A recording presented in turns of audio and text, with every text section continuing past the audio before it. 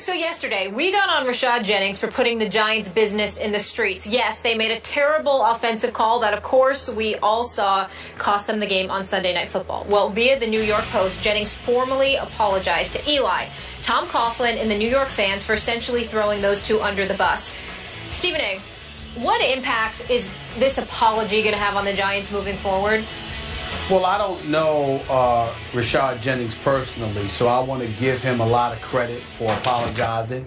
I want to take him at his word from the perspective that he was genuine, that he had no idea that it would blow up to this point where people were looking at him and questioning, his professional integrity, how he could throw the quarterback for the team under the bus the way that he did.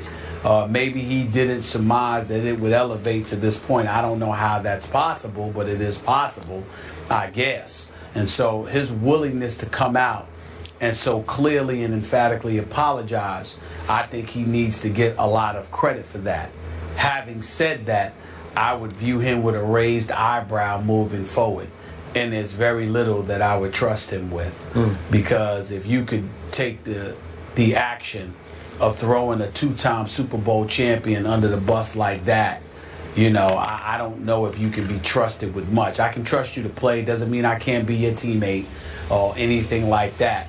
But I certainly wouldn't trust you with any information that I wouldn't want to get out to the public. And if something did reach the public, reach the newspapers as it pertained to what happened on the field of play, I was certainly looking your direction in assuming that you're the one that put it out there. Not to say that that would be accurate, but that would be what my inclination would be in light of what transpired. I like everything you just said. Obviously coming from a Giants fan, Molly's a Giants fan. I'm not, but I did think it was big of this man to apologize. He's 30 years of age, so he's been around for a while. He knows how the game is played on and off the field. It still doesn't make it right what he did to not only his quarterback, but he put his coach in a tough spot and the offensive coordinator in a tough spot with what he said. So do I think going forward this makes the Giants closer or better? No, I don't. And I'm with you. I would look a little sideways at this man. I'd let him perform on the field, but I wouldn't be so sure about him as my teammate. And I'm going to say it again. I still question Rashad Jennings' assertion that on the second play that he carried the ball, that he could have easily gotten to the end zone, that he went the wrong way and then found a soft spot to land. That's not the play I see on tape. Maybe I don't know what I'm talking about, but it looked like the Cowboy defensive line just flat out defeated the Giants' offensive line and that he had nowhere to land except right there.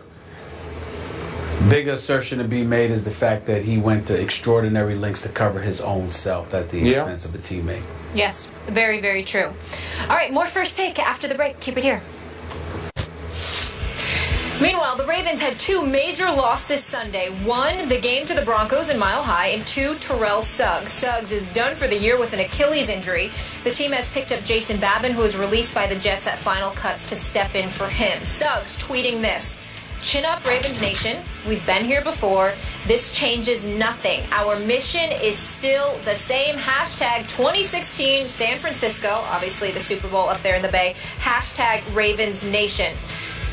Stephen A. Smith, how does this impact the whole AFC North landscape with the Ravens not having Suggs now? Me, I think it gives the Pittsburgh Steelers a leg up. I mean, obviously we can't ignore the Cincinnati Bengals because they've been to the playoffs the last 4 years. But I'm just so down on them as a postseason team. I guess I don't pick them because I'm actually rooting that they don't waste our time by going to the playoffs, so we don't have to watch them lose again and for Marvin Lewis to go 12 years without having won a playoff game, a single playoff game as a head coach. So rather than subject ourselves to that level of ineptitude, I would just sit there and focus on Pittsburgh and Baltimore. And what I would say to you is this: Pittsburgh offense is high-powered.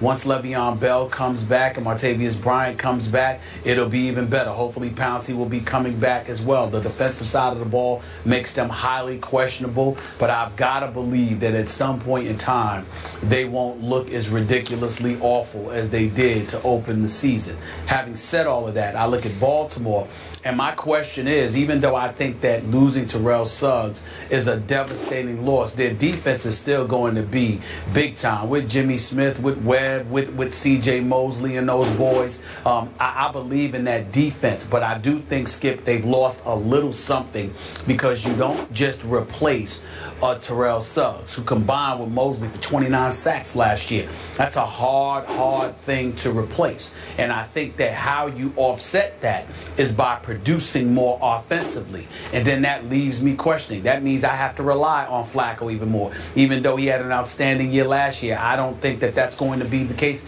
this year. Steve Smith is entering his final season. We believe in Steve Smith. We both love him. We think he's a stud.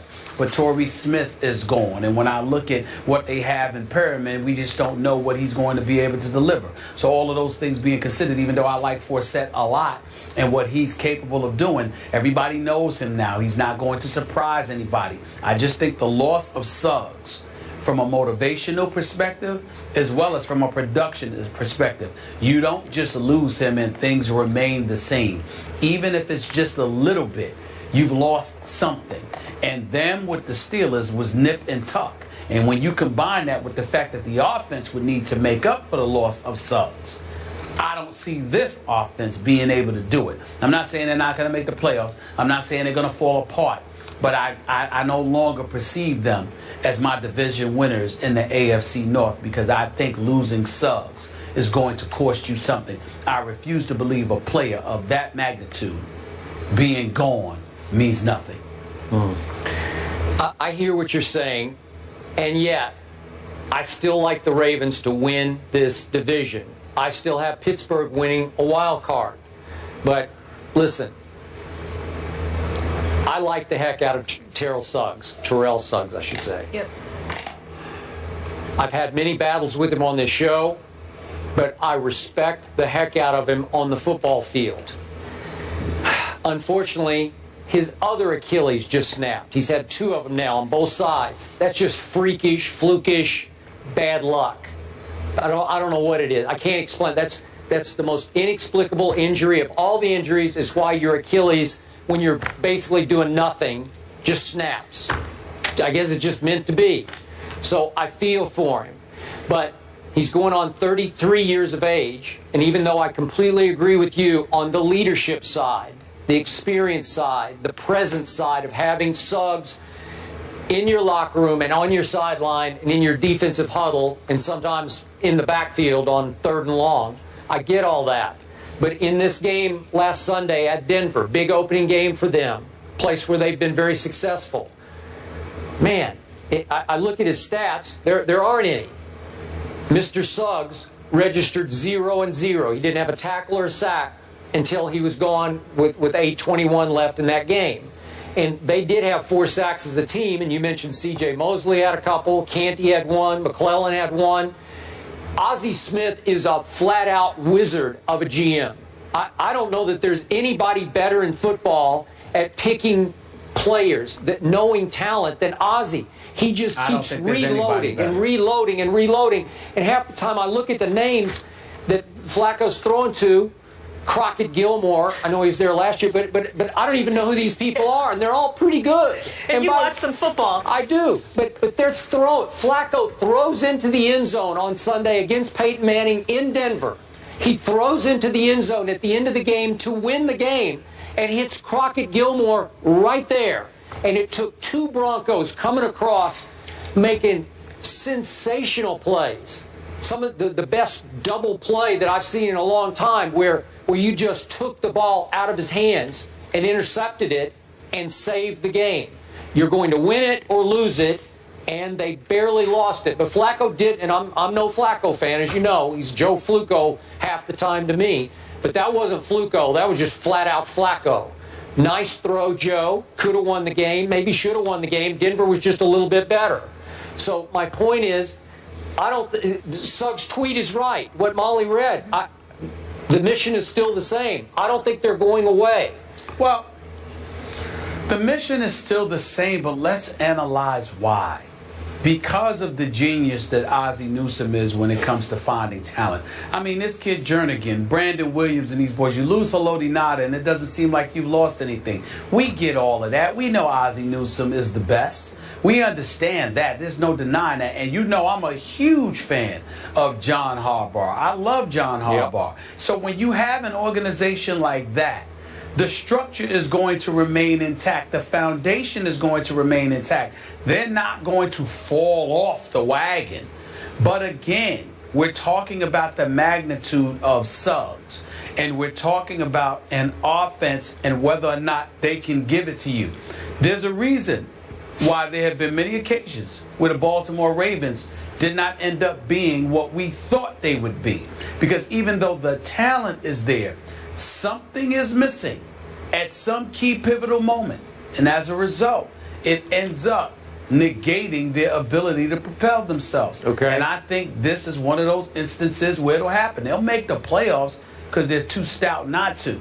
But I just think that they lose a little something with Suggs. And that may be all that the Steelers need to leapfrog over them. Okay, last quick point about those Steelers. I remind you that last Thursday night, opening night, at Foxborough, Tom Brady was protected by 3 rookies in his offensive line. I agree.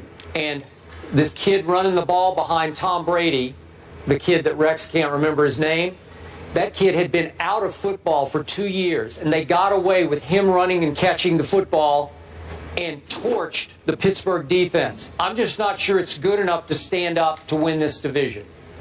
Well, I agree with you. The Steelers' defense is definitely suspect. Shazier and Jarvis Jones definitely need to step up. Timmons needs to get in their head and get them to produce something. Yep. And my God, can I please get some kind of pass rush? Pretty please, with Sugar on top. Can somebody on the Pittsburgh Steelers record some sacks? I mean, good Lord. So, Stephen A., you have the Steelers winning the division. Skip, you have the Ravens and the Steelers getting in with a wild card? Yep.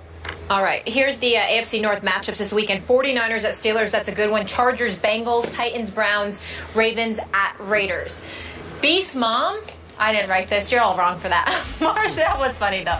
Marshawn's mom takes to Facebook and blasts the Seahawks play calling. Mark Schlereth is in the house. He joins the desk to offer his thoughts as well. Don't miss it after the break.